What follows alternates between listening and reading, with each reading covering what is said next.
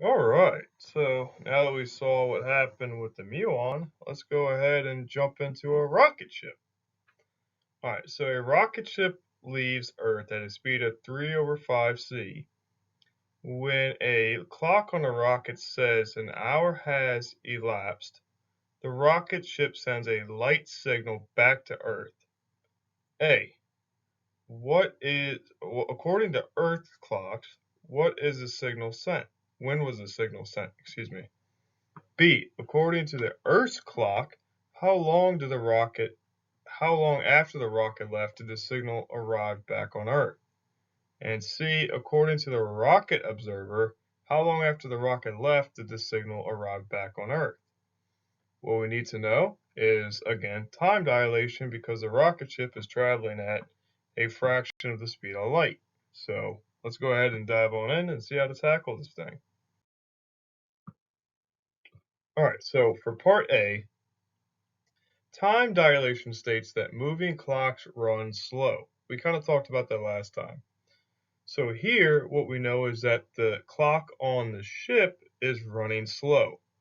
How slow? Well, let's calculate that with the Lorentz factor. So the Earth's clock read that t is equal to gamma t prime, but here, t bar or t prime, some books use both of them.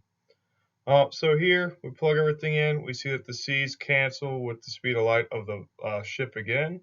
But the ship, again, the time there says that we sent it after an hour on the ship.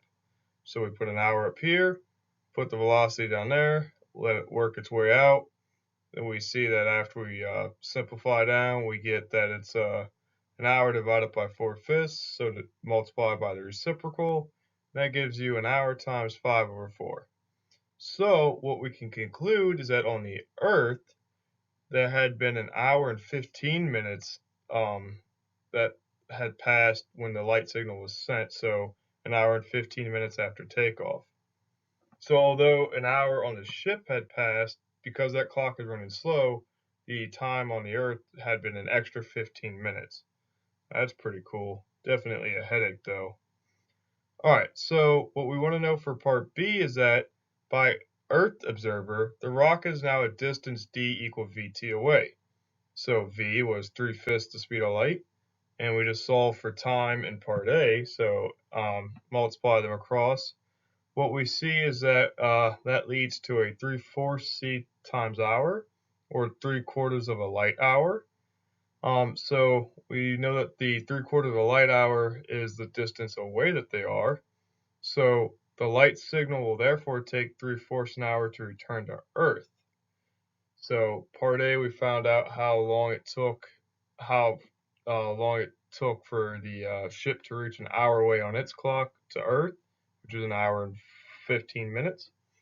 Then at that point, at the ship's time of 1 hour, they send a signal. But what we actually know is that that signal takes 3/4 of an hour due to this d equal vt to get back to Earth.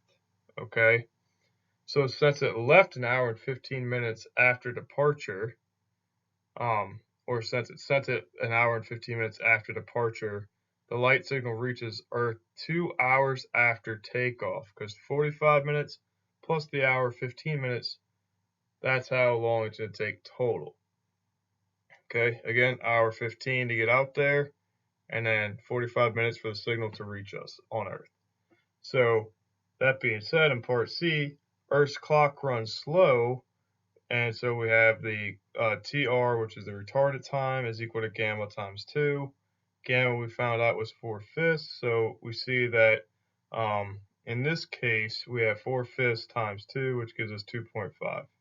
So not too bad, definitely a headache, and definitely going to take a little bit to get used to, and we have to define specifically what's moving and what's stationary in these specific frames.